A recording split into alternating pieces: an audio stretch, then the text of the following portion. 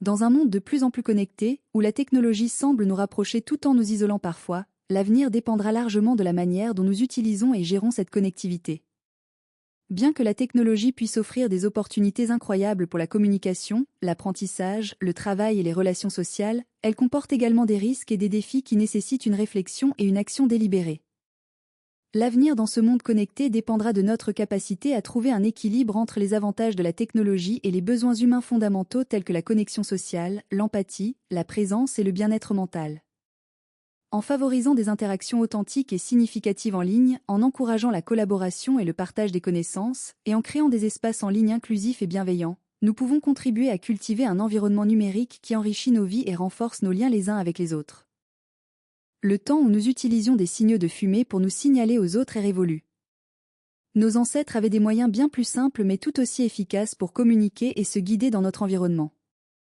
Ils accrochaient des messages dans les arbres pour indiquer leur présence, pour orienter les voyageurs ou pour signaler le chemin à suivre.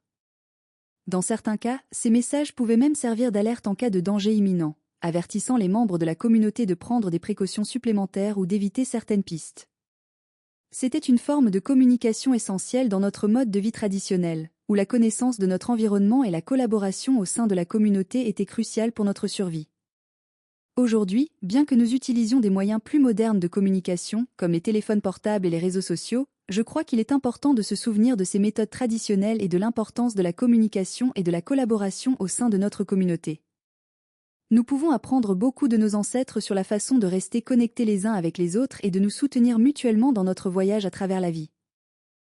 Lorsque nous partageons nos opinions ou nos réactions de manière impulsive et sans réfléchir, il est facile de blesser involontairement les autres, de propager des rumeurs ou des informations erronées, et d'alimenter des conflits et des divisions au sein de la communauté. Les mots ont un pouvoir immense, et dans le monde numérique d'aujourd'hui, ils peuvent se propager rapidement et atteindre un public beaucoup plus large que jamais auparavant. Il est donc essentiel d'exercer une certaine prudence et une réflexion avant de partager des informations ou des opinions en ligne. Avant de publier un commentaire ou de partager un contenu, nous devrions nous poser quelques questions simples. Est-ce que cette information est vérifiée et fiable? Est-ce que cela pourrait blesser ou offenser quelqu'un? Est-ce que cela contribue à un dialogue constructif et respectueux? Ces messages, souvent anecdotiques et apparemment innocents, peuvent être repris et amplifiés sans tenir compte du contexte original. Malheureusement, cela peut avoir des conséquences dévastatrices pour les personnes mentionnées, entraînant une altération irrévocable de leur intégrité et les plongeant dans une spirale infernale de stigmatisation et de préjudice. Ce que nous oublions trop souvent, c'est que derrière chaque message, il y a une personne réelle avec des sentiments, des expériences et une dignité. Lorsque nous diffusons des informations sans discernement, nous risquons de porter atteinte à la réputation et à la santé mentale des individus visés. Les conséquences de telles actions peuvent être désastreuses, allant parfois jusqu'à entraîner des actes suicidaires. Il est impératif que nous prenions conscience de la responsabilité qui accompagne notre utilisation des médias sociaux et de notre capacité à influencer les autres. Je me souviens autrefois, lorsque j'étais jeune, que certains jeunes écrivaient des obscénités sur les portes de l'école le soir, à l'insu de tous. Le matin, d'autres jeunes découvraient ces messages blessants et choquants. Heureusement, l'école s'empressait de les effacer dès qu'elle en prenait connaissance.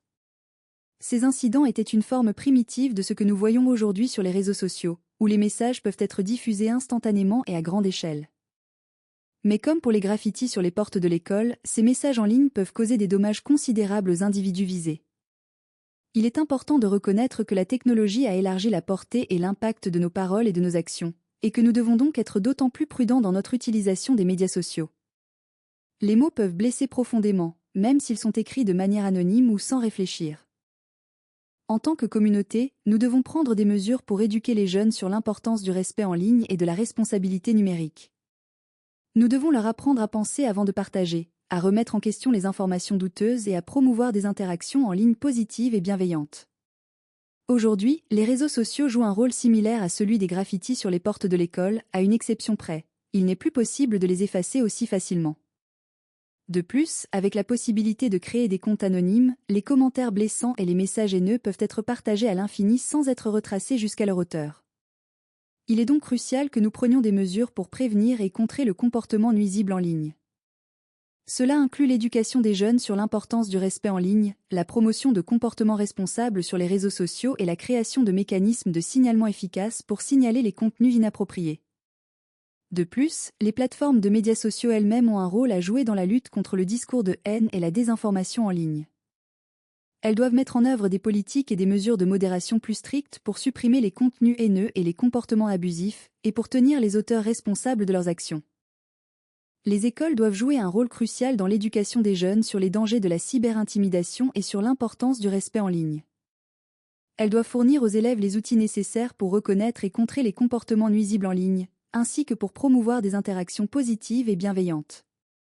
Nos dirigeants élus ont également un rôle essentiel à jouer dans la réglementation des plateformes de médias sociaux et la promotion de politiques qui favorisent la sécurité en ligne et la protection des droits de l'homme.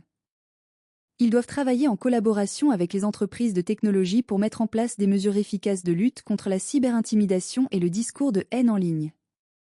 Les services sociaux et les familles doivent fournir un soutien aux victimes de cyberintimidation et de harcèlement en ligne, ainsi qu'à ceux qui sont susceptibles d'être influencés par ces comportements.